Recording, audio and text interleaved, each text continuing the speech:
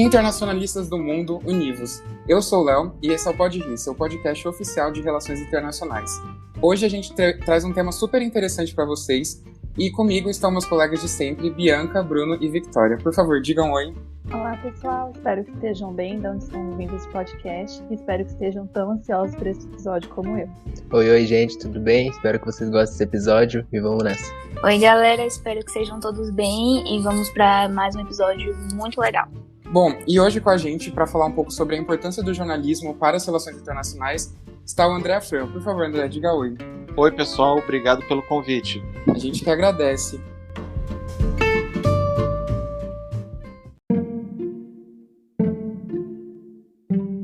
Então, só para a gente começar um pouco, André, eu queria que você falasse um pouco sobre você, sobre sua profissão, seus anos de experiência, contar um pouco para a gente sobre sua trajetória profissional.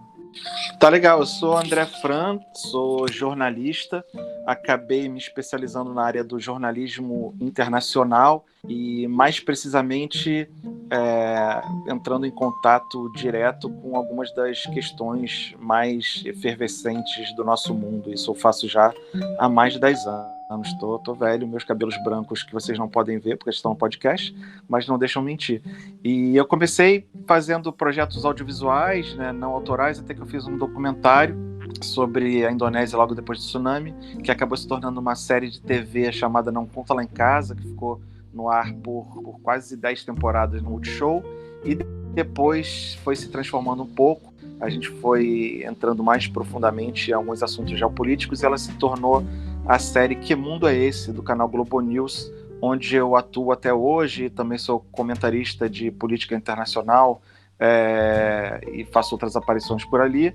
E por fora disso eu sou sócio da produtora Basim Filmes, onde faço outros produtos, mas com uma pegada parecida para outros canais, como Futura, GNT, Sport TV, enfim, mas sempre com essa pegada de olhar alguns dos lugares mais complicados, algumas das questões mais profundas do mundo, mas tentar olhar de perto, com imersão, se entregar mesmo a essas histórias e contar da forma mais dinâmica e acessível possível essas histórias que muitas vezes são bastante complicadas.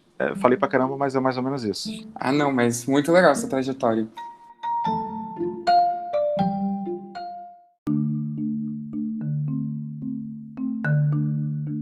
Bom, para dar início então ao nosso debate, eu gostaria de perguntar para o André o que levou especificamente você a se interessar pelo jornalismo e, como você disse, pelo jornalismo internacional, especialmente por essas coberturas que você tem feito de locais premiados por conflito no campo internacional. Eu acho que eu sempre fui muito curioso, né, e consequentemente uma pessoa viciada em informação, assim, desde garoto. Eu gostava muito de ler, daqueles que lia bula de remédio, assim, se acabasse que eu tinha de leitura à mão. E de escrever também, né? O texto foi sempre a base de tudo que eu criei. Depois fui evoluindo para o audiovisual, para o filme, para o vídeo documentário. E talvez a grande curiosidade tenha sido essa de, né, o curioso, se você estourar os limites dele, ele quer conhecer o mundo, né?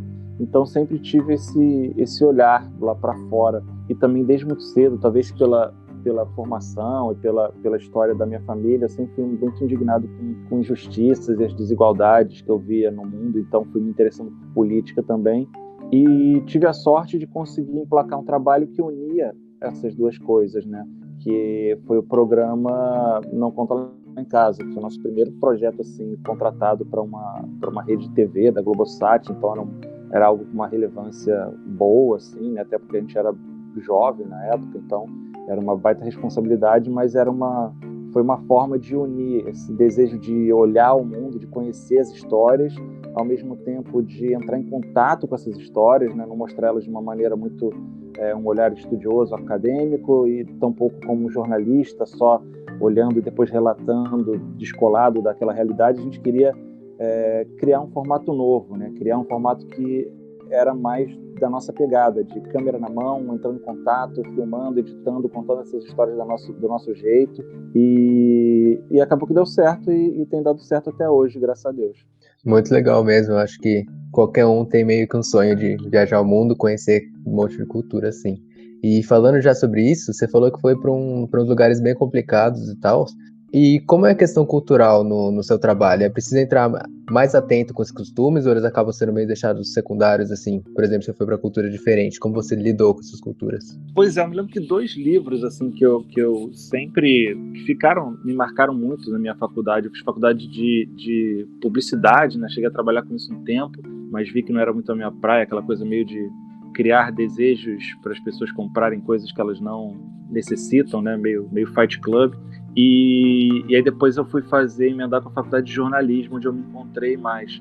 E 2 livros que eu guardo muito da época de faculdade um que tratava de etnocentrismo e outro de relativismo cultural. E porque é importante ao você reportar de lugares tão diferentes, né, abordando questões que parecem tão distantes, você ter essa noção de que o seu olhar é sempre o da sua cultura, né, o de onde você foi criado, da sua formação.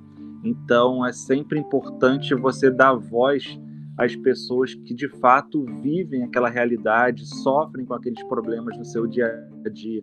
E eu acho que eu sempre fiz isso, até pela curiosidade natural também, que eu já citei aqui, né, de que sempre fui muito curioso, de querer ouvir essas pessoas, né? Eu chegava no lugar, eu não chegava com um bloquinho de notas, com um script pré-determinado lá de perguntas para fazer. Eu deixava fluir porque eu queria saber, eu queria entender, eu queria perguntar. Eu fazia amizade de verdade com as pessoas que eu estava conhecendo, sabe? Então, e acho que esse sempre foi um diferencial das coisas que eu faço, né? Você vê que não é alguém, um ator, um apresentador contratado, um jornalista que foi destacado para aquele lugar para contar aquela história. Eu fui atrás de histórias que me tocavam, que me moviam, que eu queria entender para depois, então, contá-las da maneira mais acessível e original possível. Então, essa questão cultural, acho que faz parte da maneira que você tenta entender e o respeito com que você conta depois a história dessas pessoas que você conheceu. Nossa, muito interessante essa perspectiva. É muito interessante pensar essa questão cultural dentro da lógica do jornalismo, né? Uhum. Pensando, então, nessa lógica mais ampla, porque o jornalismo internacional acaba tratando de diversos assuntos, eu queria entender um pouco melhor como que vocês lidam quando existe alguma lacuna ou dificuldade dependendo do assunto. Se é um assunto que às vezes foge do conhecimento de vocês, se é um assunto que às vezes é muito delicado, como que vocês abordam isso para uma audiência muito ampla, tentando democratizar, né, cada vez mais esse tipo de conhecimento?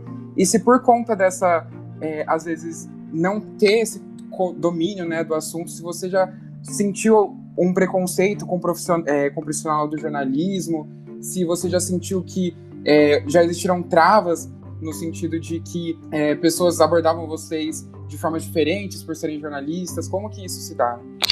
Então, assim, o próprio formato de programa, a ideia do programa, 2 programas, né, que eu criei junto com meus amigos, sempre partiu de desejos e curiosidades e vontades nossas mesmo, né? Então, acaba que, de certa forma, as histórias que a gente aborda, os lugares que a gente visita, as coisas que a gente conta, né, as questões e as causas que a gente viu pelo mundo, são muito coisas que a gente já lia sobre, já era interessado, então já tinha visto filme, já estudava, já pesquisava, já trocava referências, já assistia cursos e aulas sobre essas questões.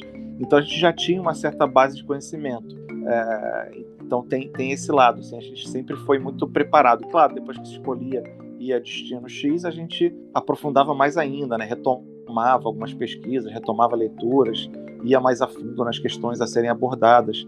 Mas, ao mesmo tempo, a gente sempre quis, nesse intuito de aproximar o público daquela história que a gente estava contando, sempre ir numa posição de questionar, e não de apresentar respostas ou de impor verdades. O próprio nome do nosso programa, né, atual, o Que Mundo é Esse?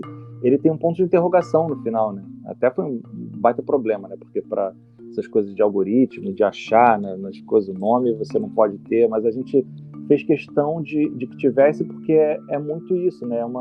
A gente chega questionando, a gente chega querendo entender.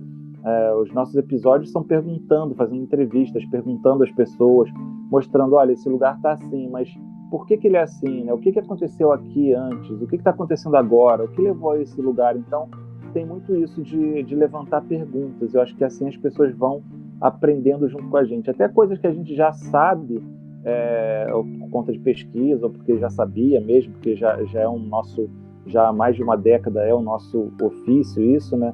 a gente meio que se despe desse tipo de conhecimento para meio que permitir que as pessoas vão descobrindo junto com a gente. E acho que isso tem funcionado nesse sentido.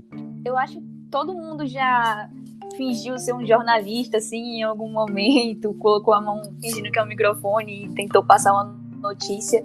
Mas eu queria saber qual é o papel do jornalista na hora de passar aquelas informações que são mais sensíveis, sabe? E como abordar questões que envolvem muito preconceito e xenofobia hoje.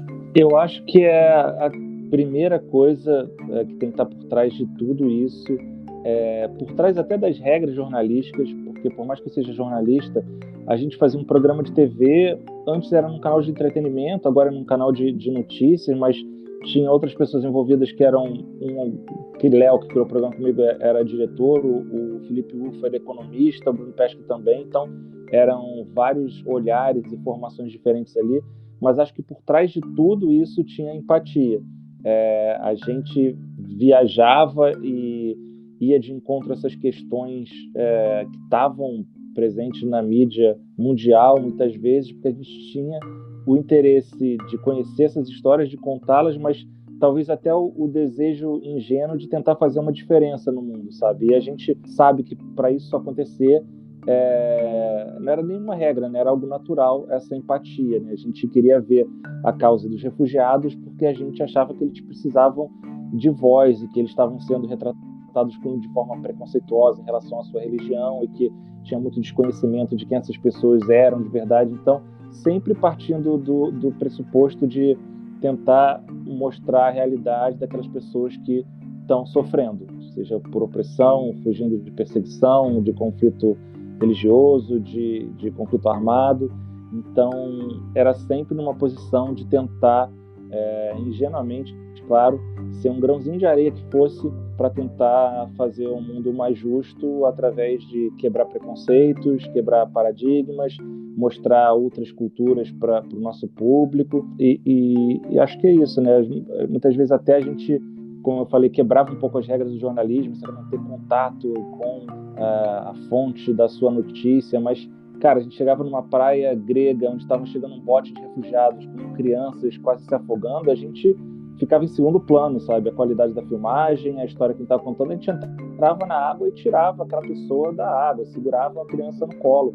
Depois é que a gente ia avaliar se estava certo jornalisticamente, se estava errado, se a gente deveria ter feito isso, se não deveria, mas são seres humanos, sabe? Então, em diversas situações, assim, e acho que isso, com erros e acertos, essa naturalidade, essa verdade por trás do que a gente faz acaba aproximando o telespectador e tornando até mais acessíveis as histórias que a gente acha importante que sejam contadas. Nossa, realmente, André, gostei muito dessa sua fala da questão da empatia. Eu acho que independente da profissão que a gente siga aí, ela é, assim, norteadora, né?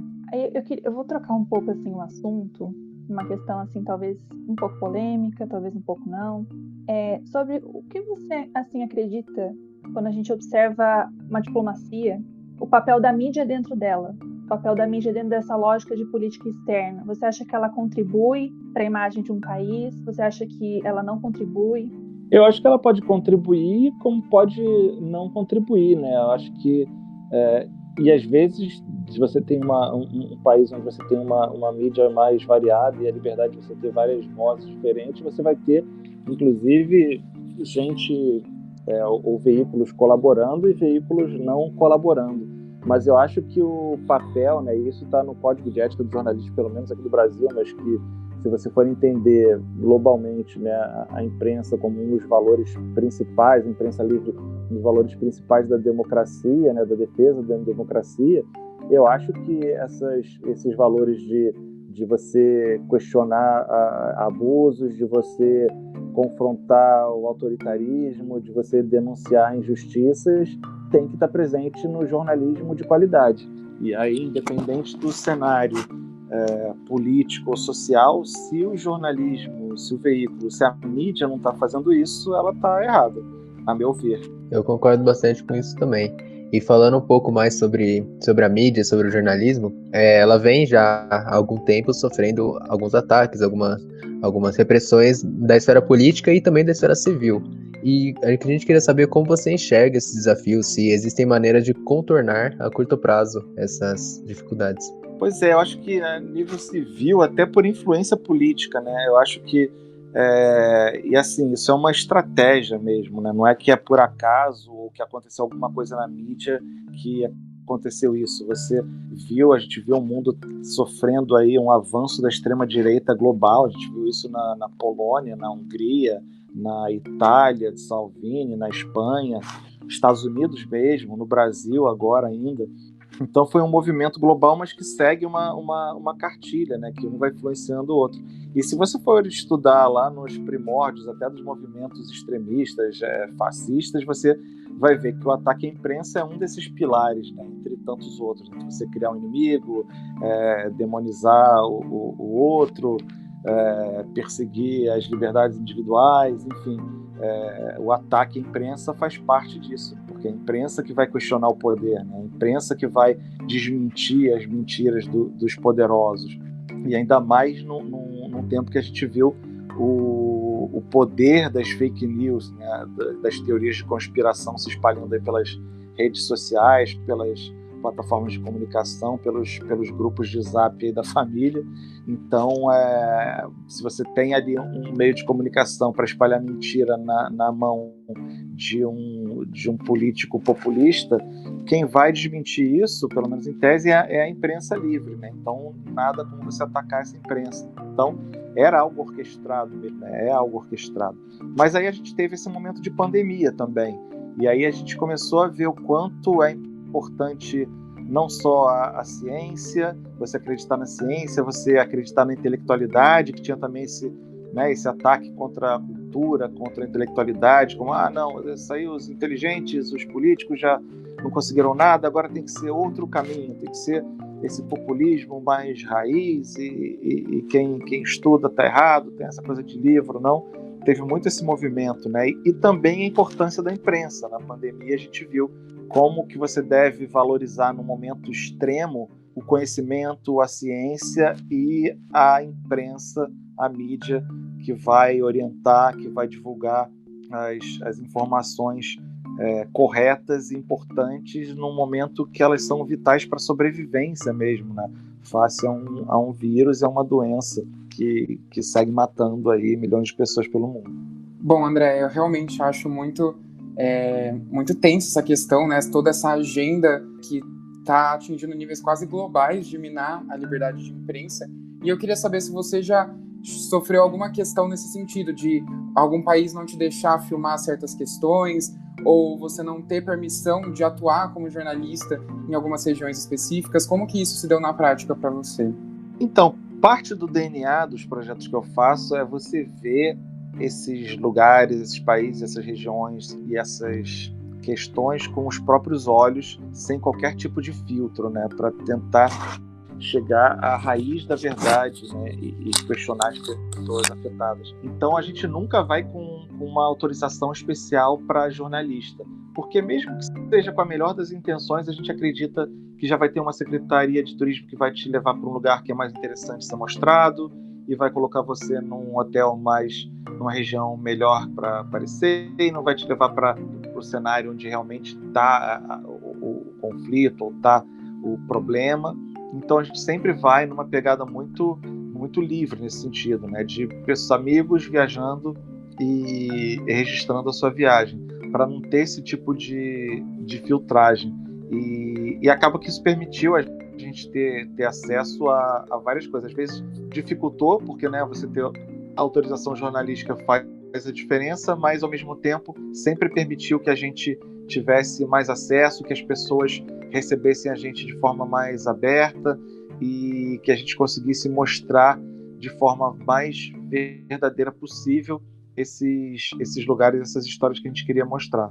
Nossa, que legal, muito, muito interessante ver assim como vocês atuam na prática, né? Agora um pouco sobre o outro lado da questão da liberdade de imprensa, eu queria entender um pouco mais como que a lógica da mídia de se preocupar com o público e ter esse lado mais da empresa também, de lucro, atrapalha ou não o funcionamento do seu trabalho, né, do trabalho do jornalista. Se às vezes vocês deixam de falar sobre algum tema, falar de alguma forma que vai atrapalhar, né, na hora de fazer, de atingir o público-alvo? Se existe, de fato, esses entraves? Olha, eu acredito que exista no mundo todo, né? Vai ter sempre aquele veículo, aquele grupo de mídia que tem uma relação mais promíscua com o poder e que não vai querer mostrar alguma história que deveria ser mostrada por interesses que vão além do interesse jornalístico ou do interesse da sociedade. No meu caso, a gente sempre sabia que estava lidando com questões complicadas, né? E a gente sempre teve esse temor, mas nunca tivemos, de fato, nenhum tipo de interferência editorial no nosso trabalho. A gente lá no início falou, olha, no momento que isso acontecer, é o momento que nossa proposta não faz mais sentido, né? Porque se quiserem que a gente não mostre algo em um projeto que o objetivo é mostrar a verdade, que as pessoas raramente têm acesso, acaba, né? A base de tudo perde a razão de existir. E a gente nunca realmente a gente teve alguns questionamentos no sentido mais no estilo de contar as histórias, né, e da próprio perfil do projeto lá no início, mas logo a gente mostrou qual era a nossa proposta. Eu me lembro que primeiro de tudo queriam taxar a gente como viajantes a lugares perigosos. A gente falou, cara, a gente não quer ser correspondente de guerra, sabe? A gente acredita que, inclusive, no país em guerra você tem pouco a mostrar além da miséria humana, sabe? Do pior do país, de violência, de caos. Você não está mostrando aquele país de verdade, a sua história, a sua cultura, o seu povo nas ruas. Então nunca foi a nossa pegada. E outro que a gente queria muito mais era mostrar países que as pessoas consideravam perigosos e mostrar que eles, na verdade, não eram perigosos, que eles eram taxados como perigosos por falta de conhecimento, porque aquilo que a gente falou, né, da nossa cultura, ver uma cultura diferente, às vezes com um olhar de estranhamento, que é natural. Então a gente queria muito quebrar esse estranhamento, né? Romper essa barreira, e às vezes por interesses políticos, claro, né? O nosso país mais um país brasileiro, ocidental, mas influenciado pelos Estados Unidos e Europa, então não chega tanto para a gente notícias do Oriente Médio, da Ásia, né? Então a gente queria meio que contar essas histórias. E logo no início a gente teve um momento que foi bem crucial assim para marcar isso. Foi quando a gente fez o Irã e a gente foi e o canal queria que a gente fosse mostrar esse lugar de extremistas e terroristas e fundamentalistas, e a gente tinha acabado de voltar do Iraque, que foi uma temporada muito tensa, assim, de ameaça de bomba e correria e perigo e medo. Só que a gente voltou do Irã mostrando um país extremamente intelectualizado, um povo hospitaleiro demais, um país com uma infraestrutura excelente, de estradas perfeitas, de segurança total, os lugares históricos bem conservados. A gente podia viajar com as câmeras de noite, andar pelas ruas sem problema nenhum, e as pessoas sempre muito solícitas. Então foi super legal nesse sentido. Mas aí o canal falou, pô, mas aí não vai ter aquela pegada da aventura, do risco e tal.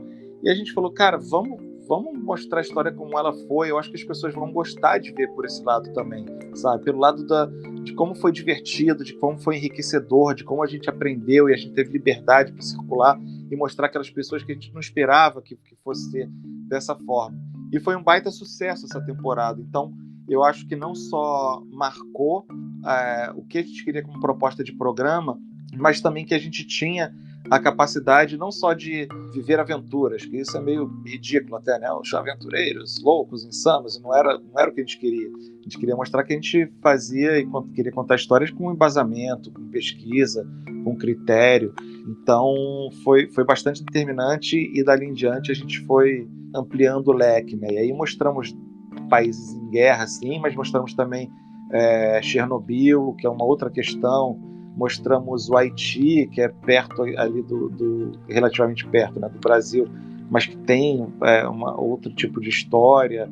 E a gente mostrou o Japão depois do tsunami, a gente participou de missão da ONU, então mostrou os Estados Unidos durante a campanha presidencial, mostrou as boas notícias e o melhor lado do continente africano. Então deu para a gente ampliar bastante o nosso leque de histórias. André, a gente está curtindo muito esse episódio, e eu acredito que algumas pessoas vão ouvir pensando em desenvolver uma carreira no jornalismo, né? E aí, pensando nisso, eu queria que você indicasse o que você quiser, assim, para as pessoas que querem fazer isso, desenvolver uma carreira no jornalismo. Olha, desculpa se eu estou influenciando pessoas a quererem ser jornalistas, que realmente não era essa a minha intenção. Tô brincando. Mas tem suas maravilhas, mas como toda carreira tem seus percalços e dificuldades. Mas em termos de... É interessante essa pergunta, porque em termos de recomendação, eu recomendaria tudo. E tudo no sentido... Leia muitos livros, veja muitos filmes, e veja filmes não só, veja também, né, o blockbuster americano que eu adoro, filmes da Marvel, etc., Guerra nas Estrelas, mas vejam também cinema iraniano. Agora a gente tem acesso a uma variedade tão grande, né? Não sei se vocês viram Cafarnaum, um filme libanês lindíssimo, sobre um menino lutando pela sobrevivência nas ruas. Mas vejam, busquem lá, né, Bebê nas Origens do cinema francês também, da Nouvelle Vague, do nosso cinema nacional, do cinema novo, e leiam muito, livros variados, histórias variadas. Com a internet também, não tem essa coisa de fecha os olhos para a internet e rede social, não. Cara, a gente no Twitter tem, eu fico salvando aqui links de reportagens incríveis, que eu não dá tempo de eu ler de tanta reportagem interessante que tem, se você seguir os veículos certos e os jornalistas certos nas redes sociais, é muito bacana também. Então, bebam de todos os tipos de referências, influências e fontes de conhecimento mais variadas possíveis. Essa seria a minha dica. Nossa, agora eu até fiquei um pouquinho assustado, porque eu queria ir para jornalismo, quero ir para jornalismo, né? Mas bem legal ouvir suas dicas. E eu pensei, enquanto você estava falando, você falou do filme de cinema iraniano, de cinema fora de Hollywood. A gente tem vários episódios no podcast, nesse último mês que teve o Oscar, que a gente acabou comentando sobre vários filmes, várias coisas fora da bolha de Estados Unidos, sabe? Eu achei muito legal, acabei lembrando dos episódios. Bacana. E para quem está pensando em jornalismo mais especificamente, documentário, né? Eu sempre fui muito viciado em documentário, e documentário são histórias super interessantes contadas de maneira criativa, né?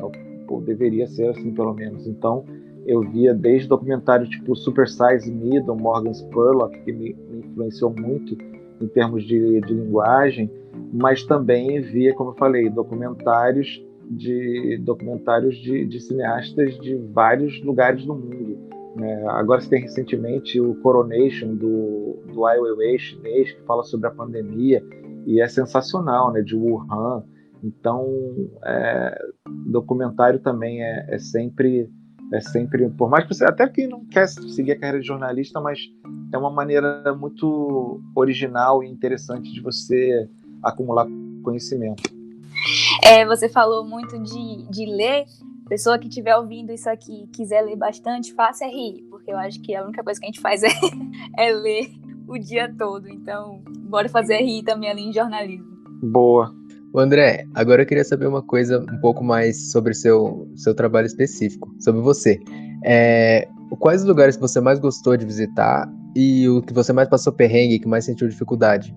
E por que foi? E o porquê dessas escolhas? Putz, Bruno, você vai achar que é a resposta mais clichê do mundo, mas eu juro que é verdade. Todo lugar me encantou e me atraiu de alguma maneira, sabe? Claro que tem alguns lugares que são mais bonitos visualmente, tem paisagens incríveis.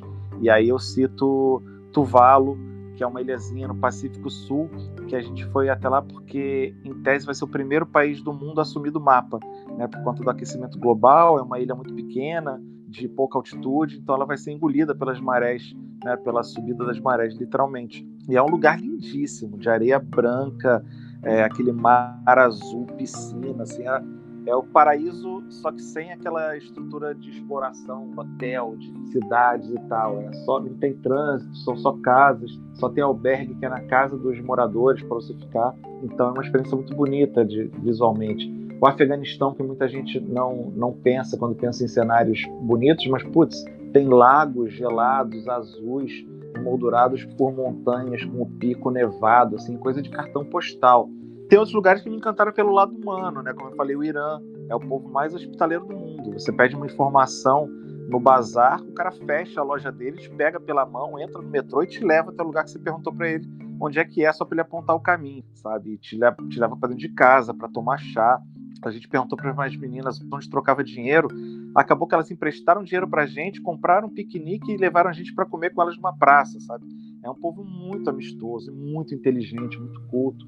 Então, cada lugar me atraiu de alguma maneira diferente. Mesmo o Iraque, e aí entrando na segunda parte da sua pergunta, dos lugares que foram difíceis de mostrar, o Iraque, Bagdá, a primeira vez que eu fui ao Iraque, foi num momento muito tenso ainda, né? Depois da invasão americana, em tese, o Iraque voltava a tomar as rédeas do seu próprio país e eleger seu presidente e tal, mas ainda era um momento de muito atentado, de muita violência, de muita instabilidade. Então, foi difícil mostrar, né? A gente queria ir na Babilônia, né? Porque a gente, como eu falei, eu estudava isso, lia isso, sempre gostei da história, das passagens bíblicas que tem na região do Iraque. Eu queria ir ver os jardins da Babilônia e tal, mas claro, estava fechado, né? Quem é que seria maluco de querer fazer turismo no Iraque naquele momento?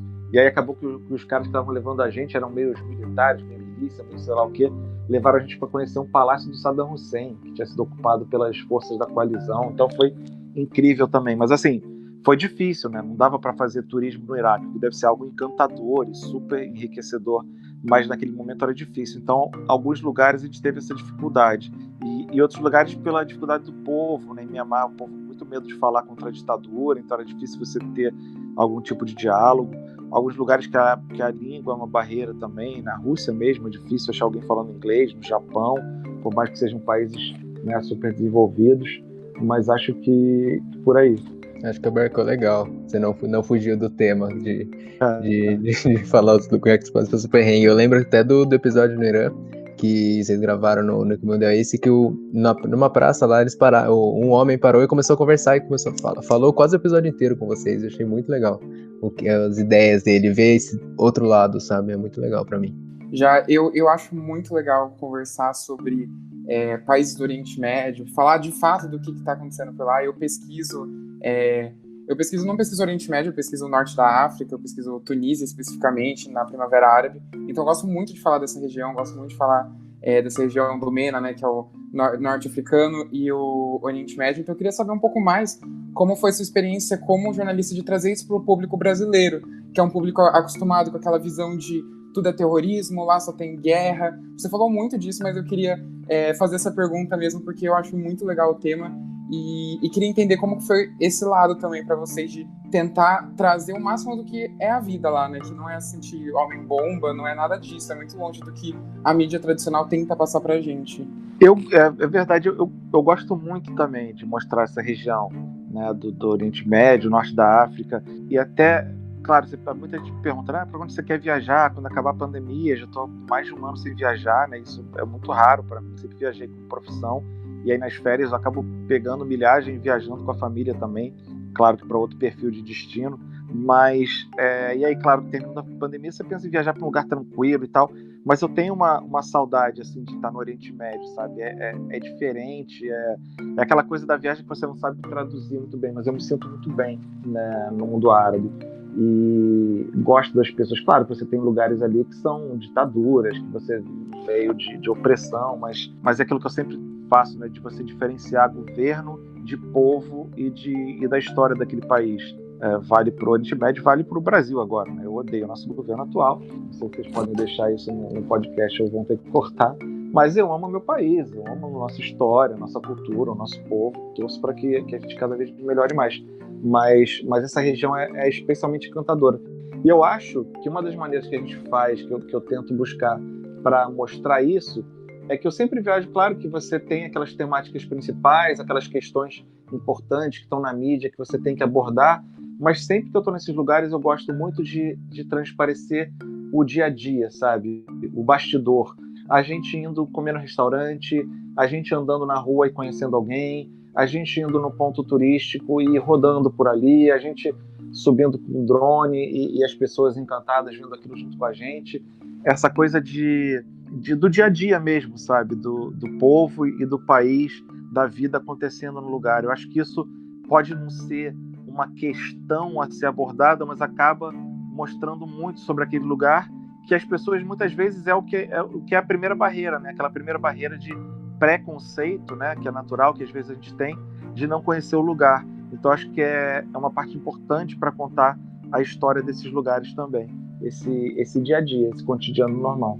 Nossa, André, eu queria até aproveitar para perguntar agora, antes de finalizar, que nem você disse, que nem o Léo estava falando, sobre essa questão de não conhecer, às vezes, a cultura, não conhecer o povo e ter um estigma.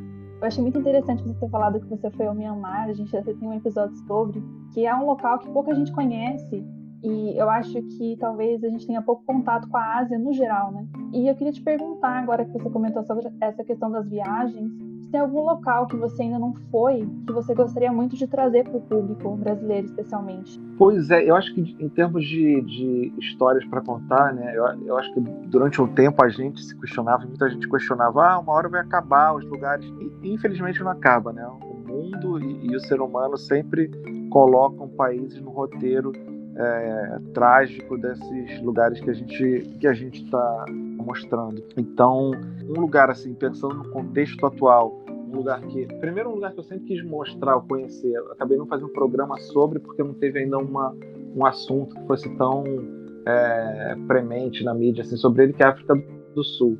Eu acho que tem uma certa relação com o Brasil, assim, e tem histórias que às vezes se tocam de certa maneira, e é um país muito rico e muito pobre, e desigualdade, e uma história de luta, e eu acho incrível. E a própria colonização, como se deu e como deixou de acontecer, é uma história muito rica, mas que eu conheci depois, quando eu fiz uma dessas viagens de férias, que eu vou com a minha mulher e a gente tenta unir o lazer e a história, né? Porque para mim também, como eu falei, eu faço esse programa porque foi algo que eu criei, que eu amo, então eu gosto também. Então, a África do Sul foi um que eu matei esse desejo há pouco tempo. Mas se for pensar no contexto mais atual, até de pandemia, eu tenho muita curiosidade. Eu já fui para a China, mas eu nunca fui para Wuhan. Então eu tenho muita curiosidade de mostrar Wuhan, que eu acho que as pessoas têm na cabeça aquela coisa atrasada, uma cidade que não é a capital da China e que o pessoal come morcego. E, cara, Wuhan é uma super metrópole amplamente desenvolvida, extremamente tecnológica, avançada, né? Esses mercados que as pessoas imaginam aquela coisa de meio filme Blade Runner, mas são mercados super gigantescos, né? Porque é uma cultura diferente da nossa. Então eu tenho muita vontade de ver e de mostrar isso para as pessoas, sabe? De conhecer e ir mostrando essa descoberta e quebrando preconceitos e, ao mesmo tempo, questionando coisas que são para serem questionadas mesmo, sobretudo na China, enquanto, né, a falta de liberdade, a opressão e a própria comunicação, imprensa, enfim. É uma história que eu tenho muita vontade de ver de perto e de mostrar para as pessoas. Eu não sabia que eu precisava ver esse seu relato de Wuhan quando você for até agora. Você acabou de me apresentar um novo desejo meu.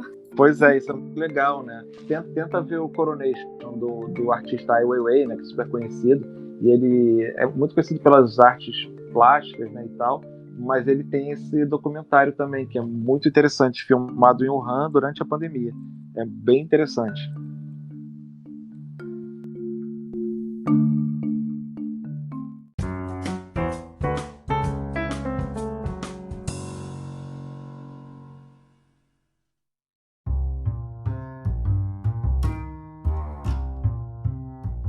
Bom, agora a gente vai para o fim do nosso episódio. Espero, ouvinte, que tenha gostado tanto quanto a gente aqui que estava entrevistando o André, gostamos. Queria agradecer muito o André por ter aceitado o convite, por ter compartilhado um pouco da experiência dele, das histórias dele. Foi muito, muito interessante. Eu gostei demais e queria agradecer também aos meus colegas por estarem mais uma vez aqui comigo. Obrigado e até mais. Muito obrigada, André. Muito obrigada por ter aceitado o nosso convite. Muito obrigado, pessoal, por estarem aqui hoje. E muito obrigada a você que escutou até o final o nosso episódio. André, mais uma vez queria agradecer por ter aceitado o convite. Como eu disse, eu sou muito fã e para mim ouvir todas essas histórias foi muito legal. E se fosse por mim, eu ficaria 5 dias seguidos, assim, ouvindo todas as histórias e querendo saber mais sobre tudo que você já passou e tudo que você viveu. Assim como a gente tem fãs do André aqui no Pod, eu espero que você que ouviu também se torne um fã aí, procure os trabalhos dele, porque eu com certeza vou procurar ainda mais. Obrigada a todo mundo por ouvirem o nosso episódio. Obrigado, pessoal. Eu que agradeço. E também, se deixasse, vocês viram que eu falo pra caramba, depois vocês editam aí, cortam, mas se deixar, eu fico aqui falando de viagem, do política por 4 horas, e aí vira um podcast do xadrez verbal, não de vocês, não é essa a ideia. Mas quem quiser estender o papo, pode me achar aí nas redes sociais, @AndréFran em todas elas, Twitter, Instagram. E, por favor, sigam o meu canal no YouTube. Como eu sou um jornalista que trabalha com viagem, eu não sei o que vai ser do futuro, quando eu vou poder voltar a viajar para fazer meus programas. Então eu inventei de contar histórias e abordar algumas questões interessantes em formato dinâmico e moderno, criando um canal no YouTube, youtube.com/AndréFranOficial. E aí tô por lá também com essa pegada, falando pra caramba e contando histórias desse nosso mundão. Valeu!